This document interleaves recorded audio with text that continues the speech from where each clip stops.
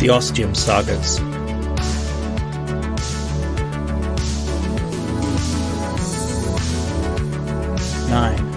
Saga 1, 1066, Part 5.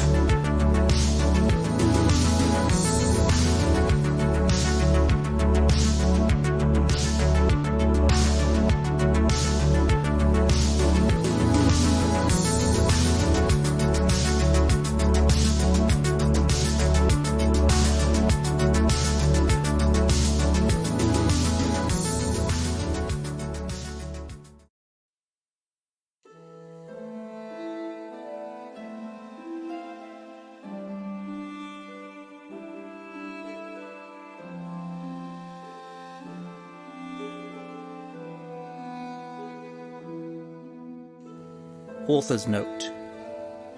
The inscribed parchment that the writer of this saga talks about was brought into the possession of the conclave in 1253 after it was discovered over 100 years prior through one of our people. It was said to have been found when the ruins of the church were razed for a new house of worship to be built in its stead. We know this not to be true, as you will too, reader, as you continue reading. There was much confusion and mystery surrounding the parchment, and many considered it the ravings of a madman. This was mainly due to no one being able to understand the language it was written in. Many people attempted to understand it, from many different regions and places, and all to no avail.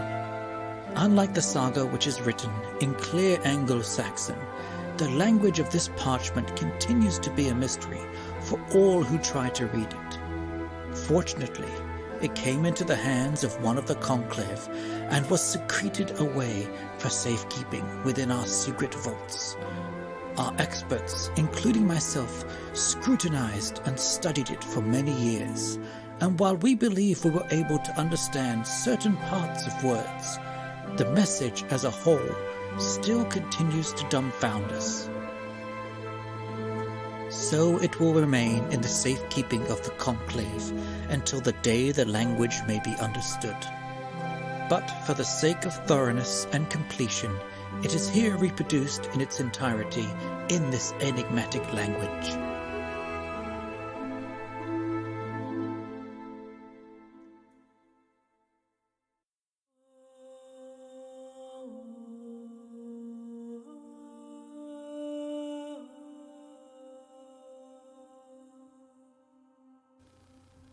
Recorder's note. Sorry to interrupt here, but if I don't, you're going to wonder why no one could understand the bloody language when it's written in clear English when I reproduce it here. And that's because the original creator of this note to the Ostium Network wrote it in code. A cipher, I think it's called. It looked like Double Dutch to me when I saw it, but thanks to Zhang's brilliance, they were able to apply their superior acumen and easily break the code and then provide me with a translation, which was much more easily understandable. And I now return you to the author's note and the translated and reproduced note forthwith.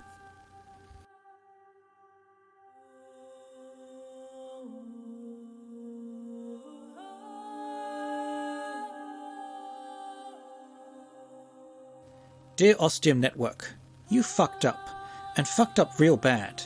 I'm stuck here in the 11th century. My name is Jonathan Fraser, and I was sent back through a door in Ostium to document the Battle of Hastings and the aftermath. When I was scheduled to return through the Ostium door, it didn't work.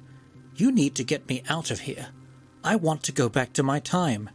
Don't fail me. The note on the outside of the folded parchment, which eludes us just as the message does, is reproduced here. Ostium Network, April 12th, 2155. We now return to the original words of the chronicler of the saga.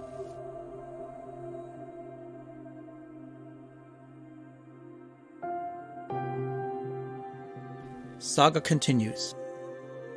Upon my return to the town, I was greeted by friends and those I had grown close to as if I had been on an extremely short vacation. I explained I'd suffered an accident with my hand and gotten lost.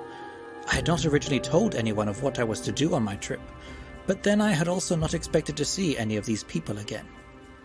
I let things settle down for a while, a full week in fact, getting back into the routine of things. But at the appointed time each day I made sure I was at the church, trying to see if the door would work this time, or if the message I had left for my future liberators had reached its intended target. After that week I stopped going permanently. It was too depressing and would really ruin my mood. People were starting to notice, and I knew it would only be a matter of time before someone became too curious and started following to see where I was going.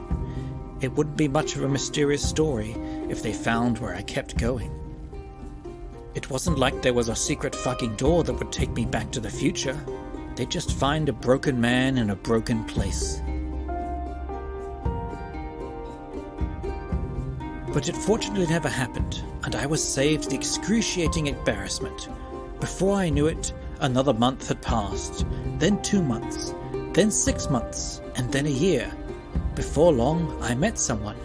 She came up to me, in fact, and introduced herself, and then we became close, then intimate, and then we were soon married. And then the children came, and before I knew it, I was forgetting all about a strange, empty town called Ostium, the place known as the Ostium Network, and the whole reason I'd come here. But if I am being completely truthful to myself, what had truly happened was essentially a dream come true. I had dreamed of this place for most of my life, and now I would be spending the rest of my life literally living right here. I had a wife I loved, children I cared for more than anything in the world, many friends who meant a lot to me, and as simple as things were here compared to my former life, I was happy here. I was happy with my life. And that's the way things went, for decades.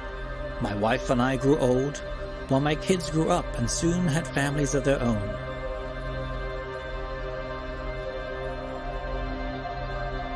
And then I found the parchment that changed all that.